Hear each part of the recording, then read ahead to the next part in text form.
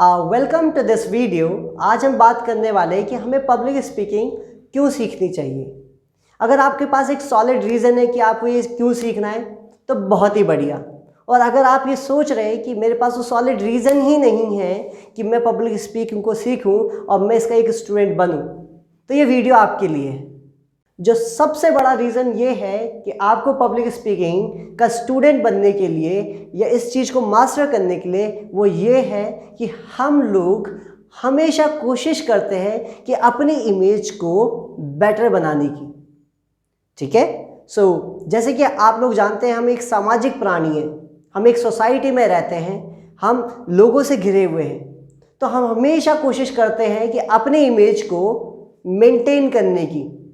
मैं यहाँ पे बात कर रहा हूँ मेंटेन, मतलब जैसी आपकी इमेज है ये तो वो वैसी रहे। और अगर आप पब्लिक स्पीकिंग सीख जाते हैं तो आप अपनी इमेज को और बेटर कर सकते हैं।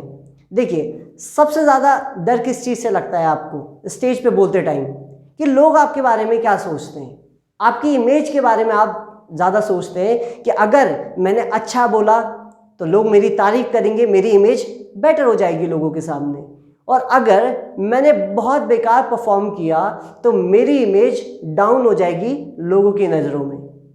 तो आप अपनी इमेज के साथ कभी भी रिस्क नहीं लेना चाहते, है ना। इसी कारण या तो आप चुप रहना पसंद करते हैं या फिर कोशिश करते हैं कि अगर वो टॉपिक जिसके बारे में मुझे बताना है, अगर मैं उसके बारे में कॉन्फिडेंट हूँ, तभी जाके आप स्टेप लेते हैं और स्टेज पे उसको बोल पाते हैं। तो यहाँ पे मैं आपको ये समझाने की कोशिश करता हूँ कि देखिए, अगर आपके पास कोई भी कारण नहीं है ना पब्लिक स्पीकिंग को सीखने के लिए, तो ये सबसे बड़ा कारण होना चाहिए कि आपको अपनी इमेज को मेंटेन नहीं करना है, अपनी इमेज को बेटर करना है। ठीक है। और बेटर करना है कहाँ पे? आप एग्जाम्पल के लिए लीजिए कि आप अपने सोशल मीडिया में, चाहे वो आपका इंस्टाग्राम हो, चाहे वो फेसबुक हो, चाहे वो व्हाट्सएप हो, चाहे वो ट्विटर हो, आप किस तरीके की फ़ोटो शेयर करना पसंद करते हैं? आप हमेशा कोशिश करते हैं कि अपना बेस्ट वर्जन, आपकी बेस्ट फोटो, आपके बेस्ट थॉट्स आप वहाँ पे पोस्ट करते हैं, है ना। क्यों करते हैं? ताकि आपकी जो इमेज है वो बेटर लोग के सामने रिप्रेजेंट हो। देखिए, इसी प्रकार जब आपके घर में कभी भी गेस्ट आते हैं तो आप एक चीज़ ऑब्जर्व करेंगे कि आपकी मम्मी का रिएक्शन, ध्यान से ऑब्जर्व करिएगा इसको।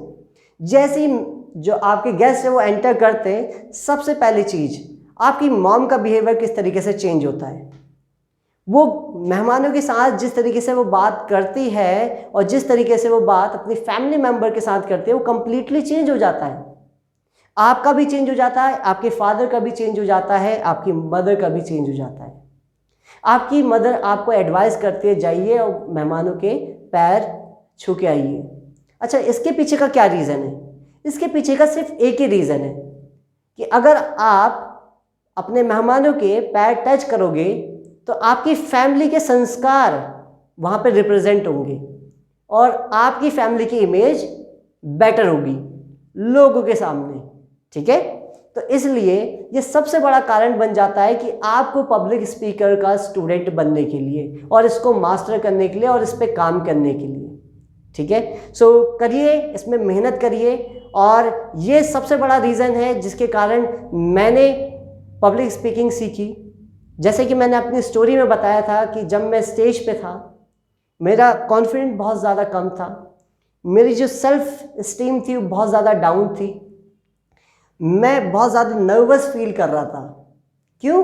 क्योंकि वहाँ पे मैं अपनी इमेज को मेंटेन नहीं कर पा रहा था। ये सबसे बड़ा रीज़न है जिसकी वजह से मैंने अपनी इमेज को बेटर करने के लिए पब्लिक स्पीकिंग को सीखा और आज मैं आपके सामने एक बढ़िया और अच्छे तरीके से कम्युनिकेट कर पा रहा हूँ और अपने मैसेज को डिलीवर कर पा रहा हूँ।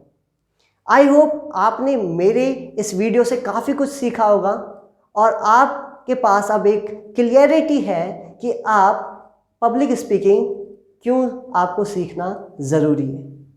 आने वाली वीडियो में मैं बात करूंगा कि एक सही माइंडसेट होना भी क्यों ज़रूरी है अगर आप पब्लिक स्पीकिंग में बहुत आगे जाना चाहते हैं।